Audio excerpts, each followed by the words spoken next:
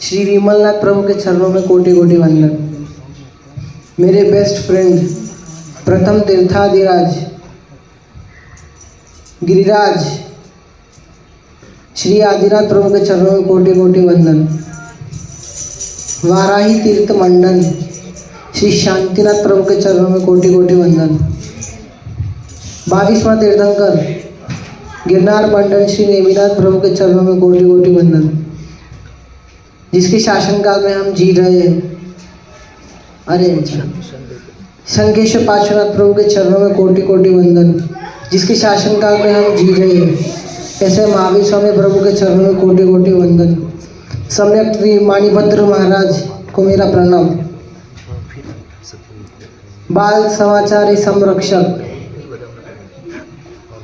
आगमोद्धारक परम पूज्य आनंद सागर सुरेश्वर जी महाराज सबके चरणों में कोटि कोटि वंदन। सीध चक्र पूजा महाआराधक परम पूज्य आचार्य भगवान चंद्र सागर सुरेश्वर जी महाराज सबके चरणों में कोटि कोटि वंदन। दादा गुरुदेव जिन्होंने 400 आत्माओं को चारित्र अंगीकार कराया, ऐसे परम पूज्य आचार्य भगवान देवेंद्र सागर सुरेश्वर जी महाराज सबके चरणों में कोटि कोटि वंदन। वचन सिद्ध संघस्थवीर गच्छाधिपति महायुग पुरुष 103 वर्षीय परम पूज्य आचार्य भगवान दौलत सागर सुरेश्वर जी महाराज सबके चरणों में कोटि कोटि वंदन। अजात शत्रु प्रशांत मूर्ति परम पूज्य आचार्य भगवान नंदीवर्धन सागर सुरेश्वर जी महाराज सबके चरणों में कोटि कोटि वंदन। वचन सिद्ध महापुरुष वर्तमान गच्छाधिपति परम पूज्य आचार्य भगवान नरदेव सागर सुरेश्वर जी महाराज सबके चरणों में कोटि कोटि वंदन। सकल संघ हित चिंतक देवसूर तपागच्छ संस्थापक आगम मंदिर उद्धारक महारा उपकारी गुरुदेव परम पूज्य आचार्य भगवान हर्ष सागर सुरेश्वर जी महाराज सबके चरणों में कोटि कोटि वंदन। मेरे परम उपकारी गुरुदेव के प्रिय शिष्य निर्मल हृदय व्यावच्च प्रेमी परम पूज्य मुनिराज हीर सागर जी महाराज सबके चरणों में कोटि कोटि वंदन। परम पूज्य बाल मुनिराज वीरभद्र सागर सूर्य जी महाराज सबके चरणों में कोटि कोटि वंदन। परम पूज्य बाल मुनिराज महावर सागर जी महाराज सबके चरणों में कोटि कोटि वंदन।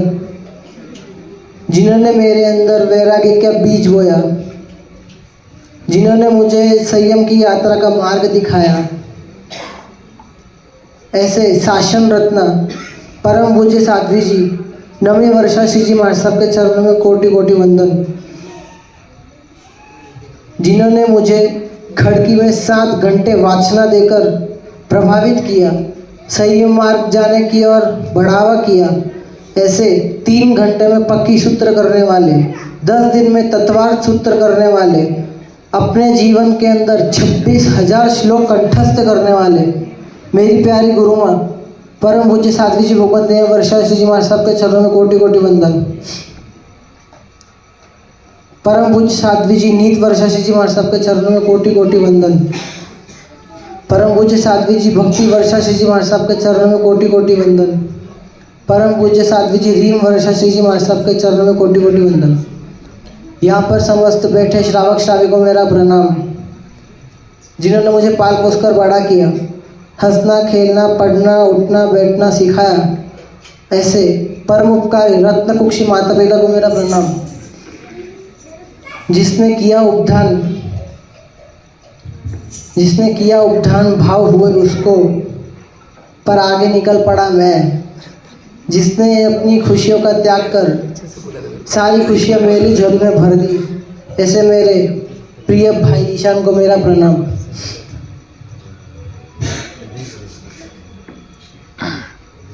एक दुकान है, उसके अंदर एक मालिक है और एक नौकर है।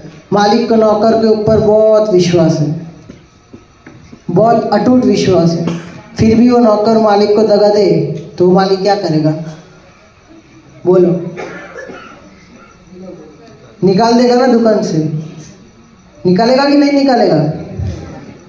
तो जब सिद्ध परमात्मा ने हमें निगोद से निकाला कि तुम इस लायक हो, तुम इससे जीवों को शांति दोगे, और हम वही सिद्ध परमात्मा के साथ दगा कर रहे, तो क्या हमें जैन धर्म में श्रावक श्राविका होने का शोभा देता है? एक बात बताओ, जैन धर्म से होता है कि कर्म से होता है? रोज 2 टाइम का प्रतिक्रमण करने के बावजूद भी, पूजा करने के बावजूद भी भाव नहीं आते, उसका कारण क्या है? कहीं ना कहीं अपनी आराधना कम पड़ रही है। मैंने एक रेलवे स्टेशन से टिकट ली, हैदराबाद की टिकट ली, फिर बाद में निकल पड़े तो ट्रेन आई नहीं, दूसरी ट्रेन में चढ़ा, पहुंच गया भोसरी। अभी वहाँ पे 5 साल 6 साल का गुजारा किया। फिर बाद में आगे जाना था पर पता नहीं था कहाँ करना है, कुछ करना है। तभी 2019 में यही आंगन में नमी वर्षा जी महाराज सबका चातुर्मास हुआ। हम परिचित भी नहीं थे, मेरा तो मन भी नहीं था प्रभु को देखने का, पूजा भी नहीं करता था, रात्रि भोजन भी करता था, मेरे अंदर एक छोटी सी भक्ति भी नहीं थी। 2019 में संस्कार वाटिका से जुड़ा, फिर एक बार कलश भाई की दीक्षा में करजत गई थी संस्कार वाटिका की बस, राइट? कलश भाई की दीक्षा देखी, पता नहीं कुछ भाव नहीं हुआ, फिर भी अंदर से बहुत रोया, रोने का मन भी नहीं कर रहा था, फिर भी बहुत रोया, पता नहीं क्या होगा। ठीक है, फिर लेट्स गो किया, छोड़ो, जाने दिया। फिर बाद में 2020 निकल गया, 21 निकल गया, 22 निकल गया, अब बारी आई 2023 की, जिसमें ईशान को हुए भाव। तब भी मैं परिचित नहीं था, उसको भाव हुए, उसने स्कूल की छुट्टियों के लिए कर लिया उपदान में कुछ क्रिया गमती नहीं थी, बस निविका देखता था। फिर लास्ट दिन आया मोक्षमाला का लास्ट दिन आया, तब नमी महाराज और नेह वर्षा महाराज ने सिर्फ एक बात बोली, तुझमें एक तेज दिखता है वैराग्य का, क्यों दीक्षा नहीं ले लेता? पता नहीं उसके दिल में ये बात कैसे बैठी, पता नहीं, कुछ पता नहीं। ऐसे बोलते तब हवा रुक गया, समय रुक गई, उसको क्या हुआ कुछ पता नहीं चला। मोक्षमाला हुई, सब प्रोग्राम ख़त्म हुआ, उसके बाद जब घर पे आया तो पहले मस्तीखोर, रवि एकदम शांत, घर पे आके सामायिक करना, नवकार गिनना, पता नहीं कैसे क्या हो गया। फिर बाद में ऐसे में फिर बिहार ज्वाइन किया था, बिहार में भी मैं बेन महाराज उन सब से मिलता रहता था, तब थोड़ा संपर्क था। अभी उद्यान किया इसने, मैंने भी बेन महाराज की बातें सुन ली, चले गया। तब मेरे साथ बिहार में वंश था, वंश के साथ मैं खिड़की गया था, बेन महाराज के पास 7 घटने वाचना ली, मन बहुत प्रभावित हुआ। उसके बाद फिर 3 दिन का प्रतिष्ठा का प्रोग्राम था भोसरी में, तभी आया, वाचना की, हीरसागर जी महाराज के पास वाचना ली, हर्षसागर महाराज साहब से मिला, बापू से मिला, नंदीवर्धन साहब से मिला, रोज कुछ न कुछ सिखाया करते थे। फिर आई बात प्रवीण कांकरिया की, मॉडल टू मॉन्क, जिसने दीक्षा ली थी। उस दिन यहाँ पे ऊपर विराजमान थे साधु साध्वी जी, उसकी दीक्षा देखी लाइव, तब फिर से वापस रोना आया, पता नहीं क्या हो रहा है।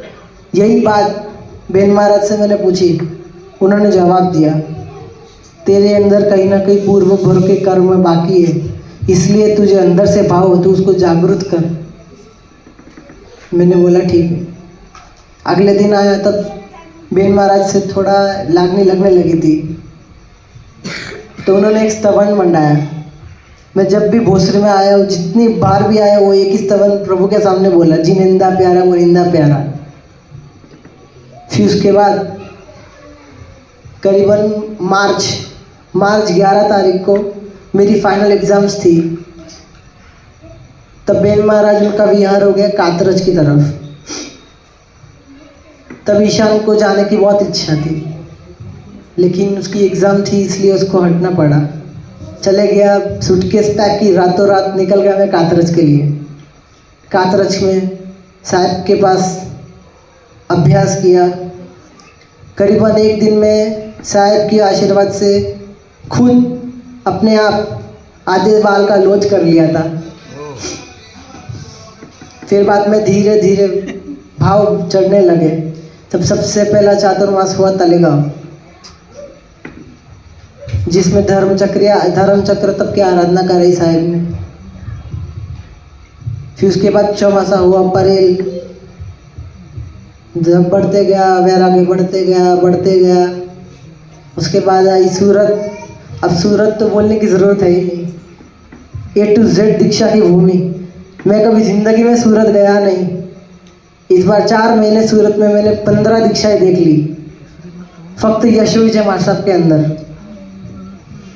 बस वही वीडियो मैंने व्हाट्सएप पे मम्मी पापा को भेजा था। अचानक सब फाइनल हो गया। 5 तारीख को मुहूर्त लेने आ गए। मुहूर्त लेने के बाद बस अभी यहाँ सबके घर वायना। अभी आया भोसरी। मेरे जीवन में वैराग्य बढ़ाने की सबसे पहला कल्याण मित्र है महावीर अंकल। बिकॉज मुझे कुछ भी प्रश्न होता था मैं फक्त उनसे पूछता था और किसी से नहीं। उन्होंने वक्त एक ही जवाब दिया, तेरे चारित्र मोहन ये कर्म बाकी है, तू आराधना कर, आराधना कर, आराधना कर, आराधना कर। फिर बाद में भोसरी के सभी trustee, Amit uncle, Bhupesh uncle, Mahavir uncle, Shripal uncle, Mayur uncle तेरे टीचर डांटने वाले। हाँ मयूर अंकल, उन्होंने तो मेरे को बहुत मारा है। आज वही मार मेरे काम आ गई। मेरे को तो दीक्षा से साफ नफरत थी, बिल्कुल नफरत थी। अब बोलते हैं ना वो जो ना बोलता है उसके साथ वही होता है। आज मैं वहाँ पे हूँ। आप सब भोसरी में डीसा मेरी जन्मभूमि है, हैदराबाद मेरी कर्म भूमि है, मेरी लाइफ टाइम की धर्म भूमि बन गई भोजापुर संघ।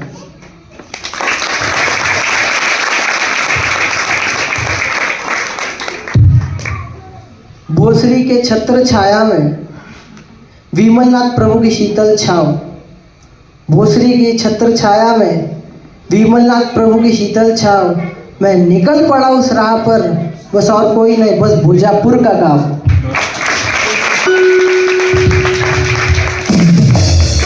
ना ताज चाहिए, ना सिंहासन चाहिए, ना सोना चाहिए, ना हीरा चाहिए, ना रत्न चाहिए, ना चांदी चाहिए। मुझे तो बस एक पहचान चाहिए।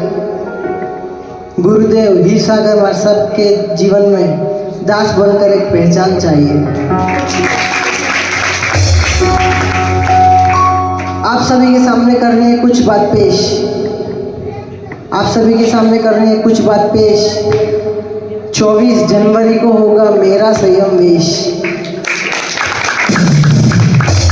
आप सभी के सामने करने हैं कुछ बात पेश। 24 जनवरी को होगा मेरा संयम वेश। गुरुदेव हीर सागर जी महाराज देंगे मुझे अंतिम परमात्मा का वेश। इससे ना होगी कोई जीव को ठेस। गुरुदेव हीर सागर जी महाराज देंगे परमात्मा का वेश। इससे ना होगी कोई जीव को ठेस। उस दिन लुंचित हो गए मेरे केस। उस दिन लुंचित हो गए मेरे केस। ना रहेगी मेरे मन में कोई इच्छा विशेष। आप सभी को, भोजापुर वालों को खास बोल रहा हूँ, आप सभी को दीक्षा में आना है होकर सुपर फ्रेश। आप सभी को दीक्षा में आना है होकर सुपर फ्रेश। यही है मेरी विनती आपसे विशेष। क्योंकि मेरा नाम है मुमुक्षु हितेश।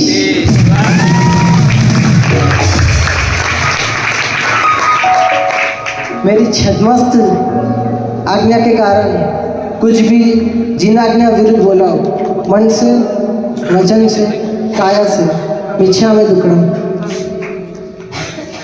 22 जनवरी, 23 जनवरी, 24 जनवरी हालारी भवन श्वेतांबर मूर्ति पूजक, पंचासर रोड, शंकेश्वर तीर्थ।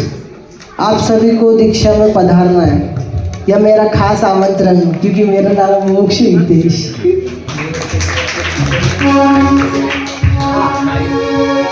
जिस दिन ईशान की मोक्ष माला हुई उस दिन डेट क्या थी? 23 जनवरी।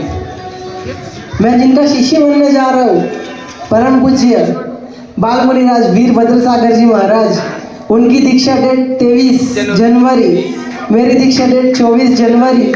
मुझे जिन्होंने प्रेरित किया, जिन्होंने मेरे अंदर दृढ़ संयम का वैराग्य भाव पैदा किया, मेरी मेरी प्रिय गुरु माँ नियमर्षा जी महाराज की दीक्षा डेट 24 जनवरी, माँ सुद छठ। तिथि भी सेम है और डेट भी सेम। तिथि 20 साल में पहली बार ये तिथि आई है, माँ सुद छठ।